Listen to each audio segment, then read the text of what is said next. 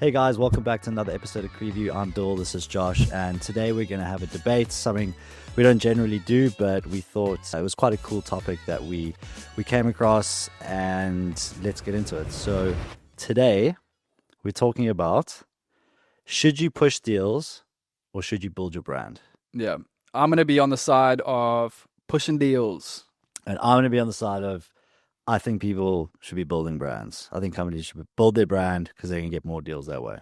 Sweet. Let's get into it. Let's get into it. Brand often gets overlooked because there's often there's no tangible proof that this thing is working. Whereas deals, obviously, you're seeing the deal come in through your marketing or, whatever it is. Through your brokers, through your sales teams, and you're closing it. It's like, that's a very tangible thing. I can see the money, basically. Whereas building the brand, it's often overlooked because we can't always attribute money to it. But I'm going to sit on the side of building the brand, and I think because it's often overlooked, I'm going to debate for that and why I think that's the most important thing.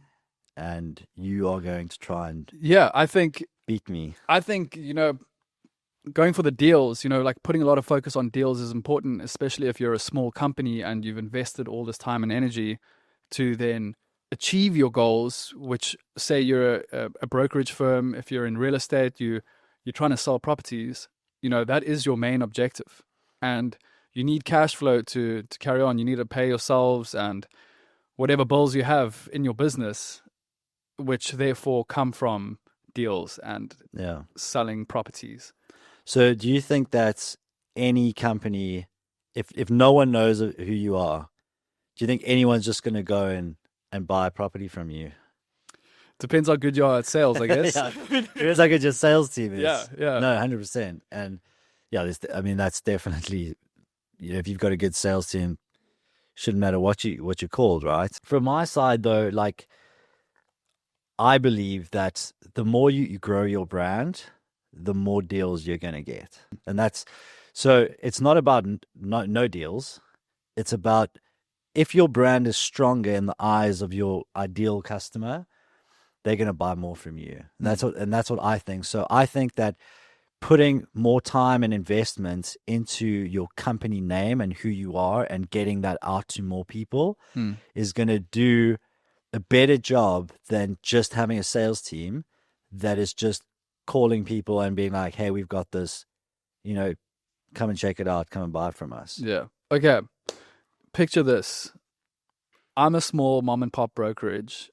I focus on corner store type retail space in this area that is they're kind of like lower little deals. They're not the big guns, the big fish that a CRE would go after. They're the little leases, but I'm focusing on volume. But you do well. I'm doing well. Yeah, you're doing great. Yeah. Why should I care about building a brand when my main focus is the next store to lease out? Yeah. Yeah, good point.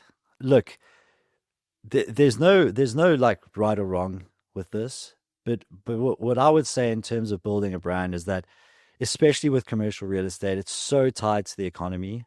So if there's a recession or interest rates go up or all these things, which we've seen in the last couple of years, the smaller brokerages that are relying on those smaller deals and those volumes, if those start to dry up, they don't stand as good a chance as a bigger brokerage, more established, that's built a lot of brand equity within the city or that town or whatever it is.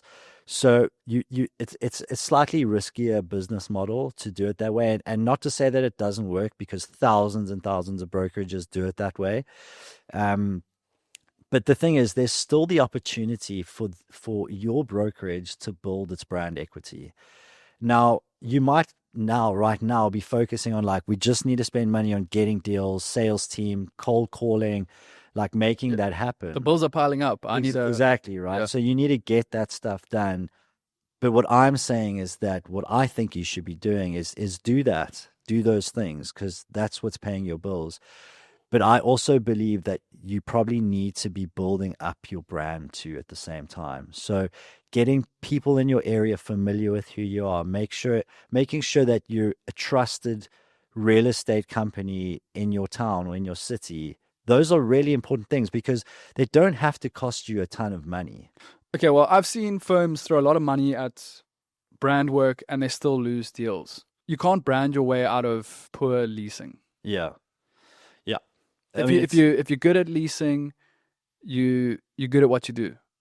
And yes, you might be known as that being like your personal brand or like your company brand, but you're not putting effort into that. You're putting effort into leasing deals, which inadvertently gets you known as someone that's good at it. So again, to my point of view, focus on pushing deals, and through your good work, you'll be known as someone that is good at what they do, and that is your brand. But as yeah. opposed to focusing on your brand. But if all you're doing is pushing deals, like those deals are going to run out. And that's what I'm trying to say is that the deals will eventually run out. There's only so much cold outreach you can do. There's only so many event booths you can put up and spend money on before the other companies that are better established, more well known, more trustworthy are going to steal those deals away from you. So your share of deals is not it's not necessarily going to increase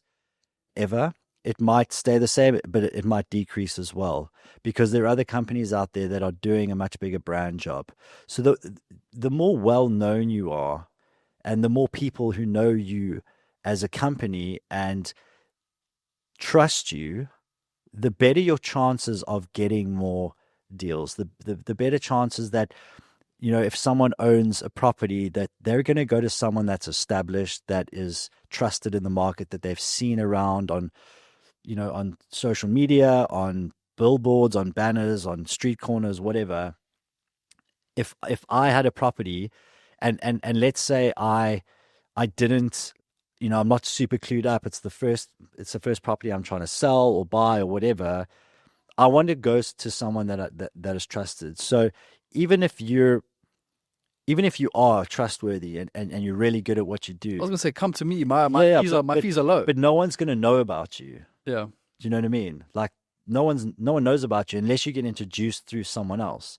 So you're missing out on all of those deals out there because you're not as well known. So yeah, you might have your listings on the listing sites, but people are going to recognize the brands that do the most work, and they're going to see there's 10 listings from this company and then there's one from you. And it's not to say you're not going to get the deal. Yeah. You're just not going to ever be able to do the volume. Yeah. That's assuming that everyone really cares about the brand and is all in the same mindset. Well, it's a trust thing, the way I see it, especially if you willing to spend millions of dollars on something. I kind of want to trust this company that has done it before. Do you know what I mean? You have a good point.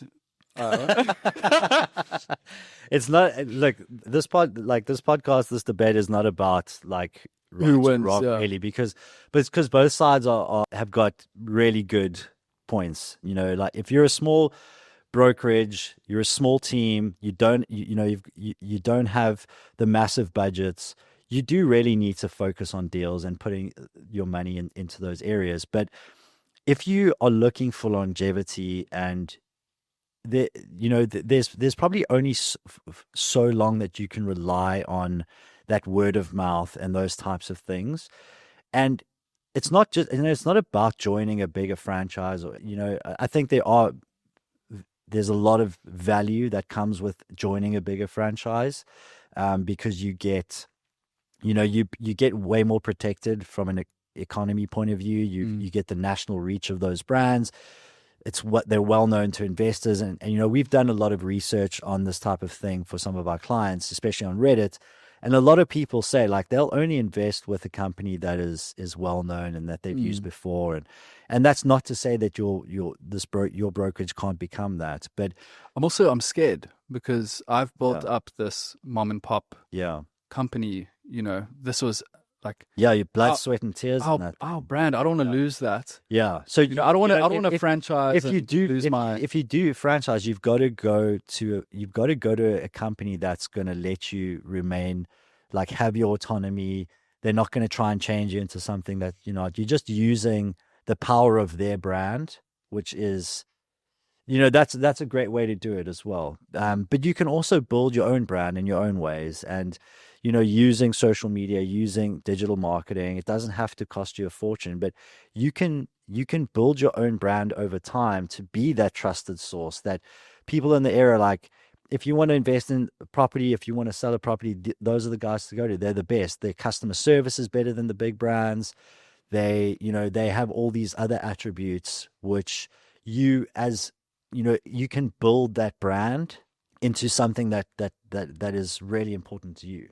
Yeah, I completely understand your side, and It's a hybrid. it's a hybrid. Yeah, Like, that was the kind of point of the podcast. Obviously, like, it's a debate, but there's a bit of both yeah. involved in. I think your efforts should probably be somewhere around like a 70-30% effort, 70% pushing your like business objectives, which is sales, 30% maybe I brand. do have some interesting stats though. Do you? Okay. So I actually did look up a couple of these stats. I ain't got that.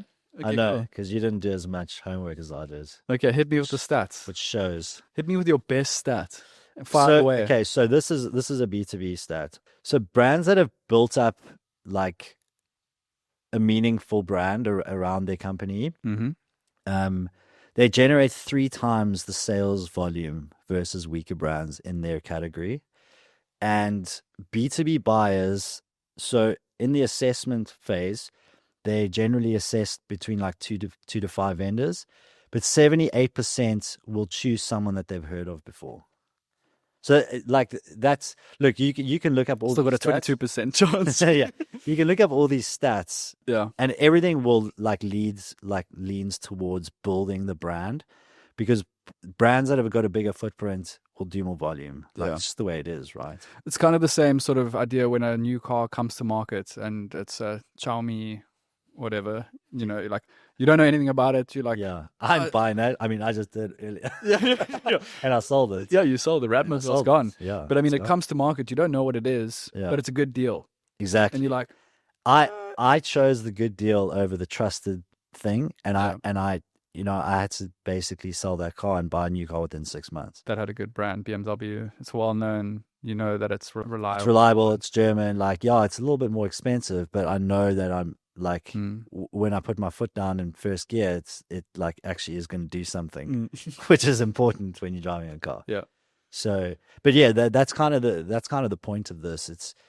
It's not to say that you shouldn't just be pushing deals, but if you look at the bigger picture, building your brand equity over time is going to result in more sales further down the line. Because what have I been saying for the last 15 years? Trust equals sales. That's it. Mm. That's it. Yeah, and like if you really also, sorry, just from I'm in this debate mode. If you looking to get some sort of cash out at some point in your life, like if you focused on like if you want to sell, deals, if you build a brand, 10 years someone time, can buy you. Someone can buy you. that's worth something. Yeah, worth exactly. something. So you can sell that, and There are a lot of advantages to building your brand equity over just the short-term mentality of we just need to get sales. If you're thinking like 10, 20 years in the future, that's the way you need to be thinking, because that will result in real success versus, immediate sort of wins now. And that was sort of the idea of getting to this outcome. I'll win. yeah, thanks for watching me lose, Dylan win. That was a setup. I also don't believe in, none of those views are a true reflection of what I believe in. Yeah, definitely I think building a brand is important, and yeah, to give you... Obviously, we would say that because we're a marketing agency. Let us help you do that as well. But we also do help, like with the leasing side, running paid ads and all those things. So we do have a foot in each corner. Yeah. Is that the right analogy? Yeah, I've never heard that before. Foot in each corner? Each a door. I don't know. Maybe doorway. Foot in the door. Been a long week. Yeah, and I think that's why we know that building a brand and pushing deals go hand in hand. Sure, that rhymed. Did it? Cool. That's a wrap for this episode. Thanks for watching. Please like, share, subscribe, and we'll catch you in the next episode.